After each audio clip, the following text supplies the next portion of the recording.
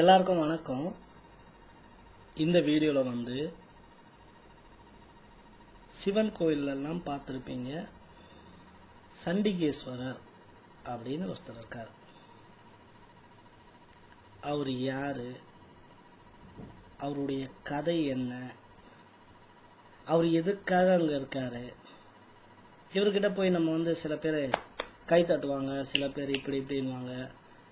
அது எதுக்காக பண்ணுறோம் அப்படின்றது சொல்லலான்னு இருக்கேன். இந்த சண்டிகேஸ்வரரை பற்றி நிறைய தகவல்கள் வந்து நம்ம திருமுறையிலேயே இருக்கு. நிறைய இடத்துல வந்து இவரை ரெஃபர் பண்ணுறாங்க.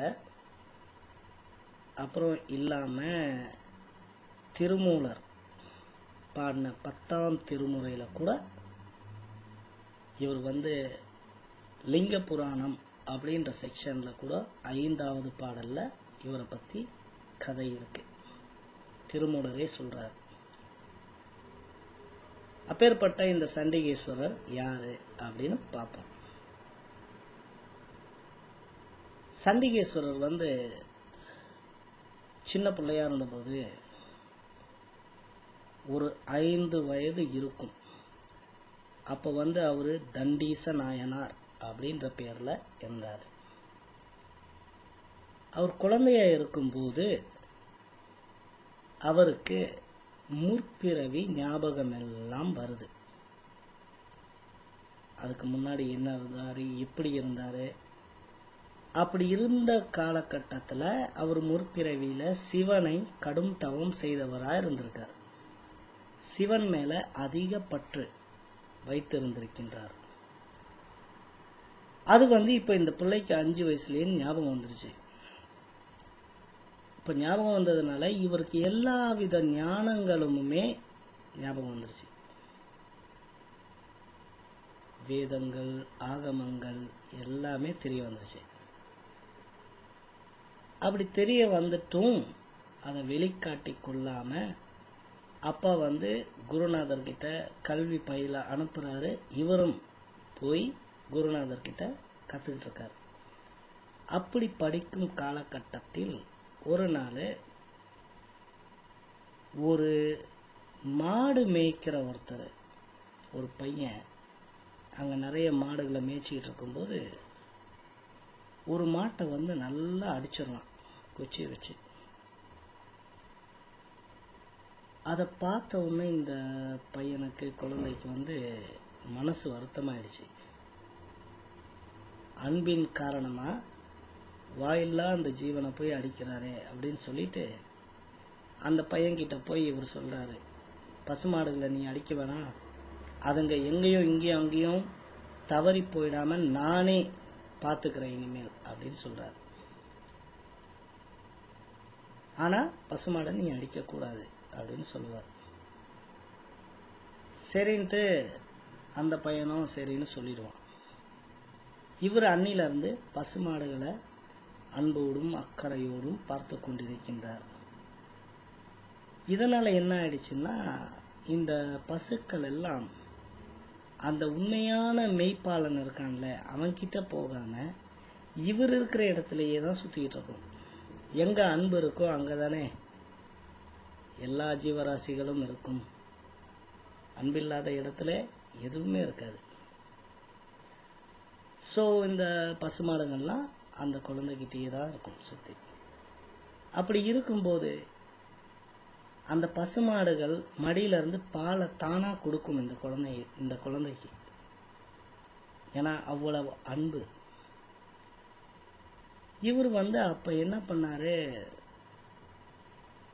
மணல் அதையெல்லாம் கூட்டி மணலாலேயே சிவலிங்கத்தை செய்து, ஏன்னா இது முற்பிறவியில் இருந்த ஞாபகங்கள் வரதுனால, சிவனுக்கு அவர் பூஜை பண்ணது நினைவு வரதுனால மண்ணிலேயே சிவலிங்கத்தை செய்து அந்த பாலெல்லாம்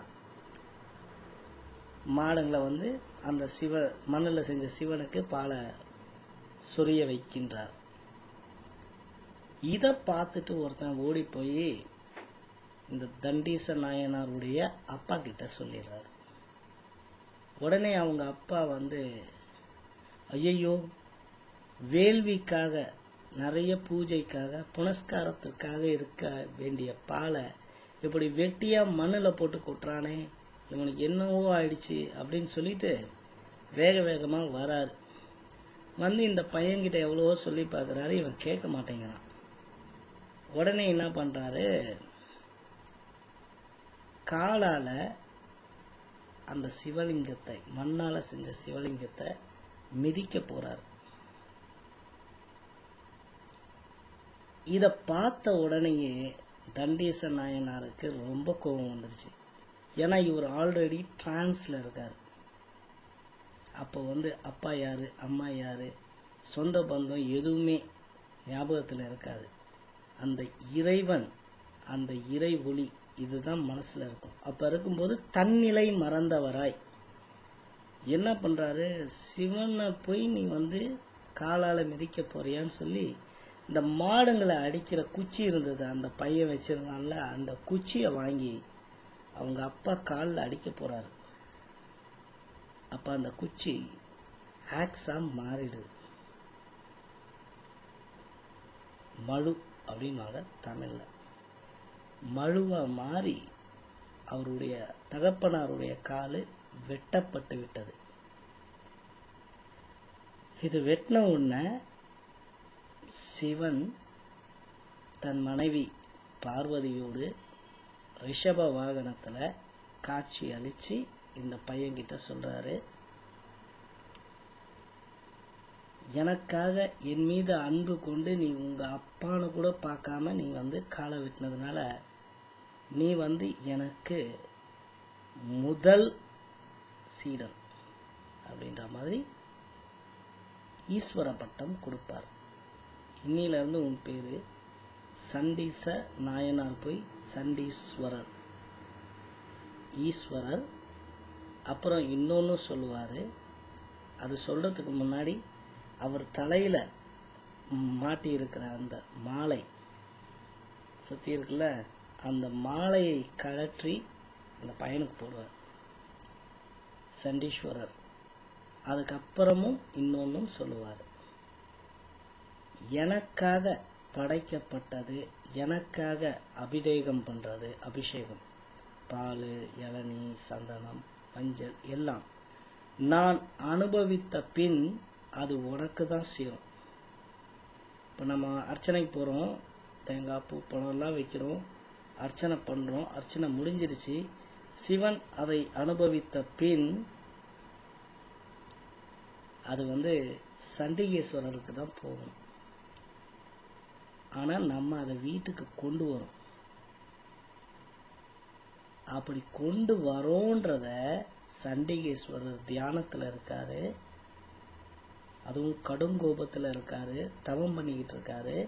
அவரு நம்ம மேல கோபப்பற்றக்கூடாது, அவருடைய சொத்தை நம்ம வீட்டுக்கு கொண்டு வரோன்றதுக்காக இப்படி பண்றோம். இல்லை இப்படி தட்டி நான் இதை நைவேத்தியமா, அதாவது பிரசாதமா வீட்டுக்கு கொண்டு போறேன், எனக்கு பர்மிஷன் கொடுங்கன்னு கேட்கறது தான் இந்த கை தட்டுறதும் இந்த சிட்டிகை போடுறதும் அவர்கிட்ட.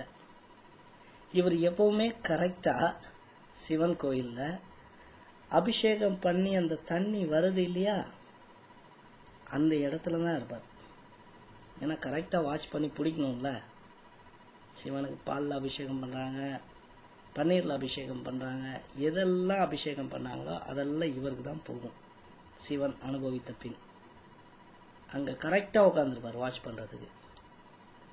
இதுதான் சண்டிகேஸ்வரருடைய கதை. பெரிய பெரிய சிவன் கோயில்கள்ல இவர் நிச்சயமா இருப்பாரு. அடுத்த முறை சிவன் கோயிலுக்கு போனீங்கன்னா இவரை நீங்க பார்க்க முடியும். நன்றி, வணக்கம்.